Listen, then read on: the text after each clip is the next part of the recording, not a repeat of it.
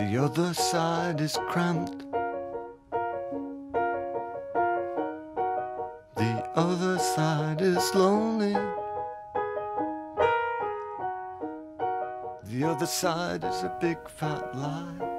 I got really annoyed after Brexit when people started criticising and blaming the working class for Brexit, when really it was manufactured by very wealthy public school people. Nobody in the working class were asking to leave Europe until these politicians were asking for it and demanding it. The reason I wanted to do this particular exhibition, This Class Works, is sort of celebrate what it is to be working class. I wanted to bring the working class back. I personally wanted to remain in Europe, and I still believe that now, but they were sold that leaving was a solution because their daily life is just faced with poverty. It's a struggle, and the government hasn't done anything about it, and any government, but I can't fault the working class for voting for it at all.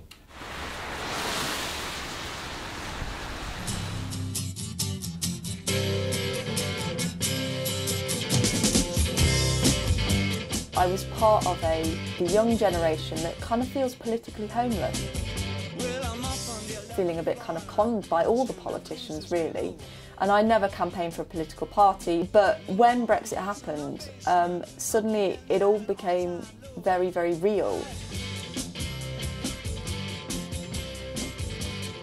The more that I've found out about what the EU does and what the costs of Brexit are going to be, the more and more that I care about actually stopping it and doing what's right for the country.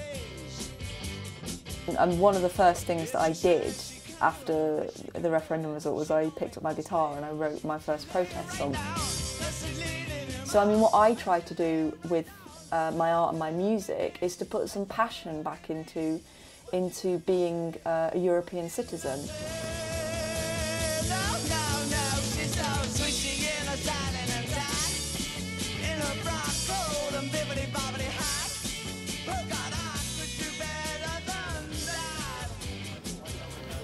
Oh my God, there's a cat in a pram. How cute. The polls have already shifted in our favour, but I think that actually it's the kind of reality bites aspect of Brexit. You know, people aren't going to get what they were promised, they aren't going to get what they voted for, they're going to think again, and that's what's going to swing the vote back in our favour.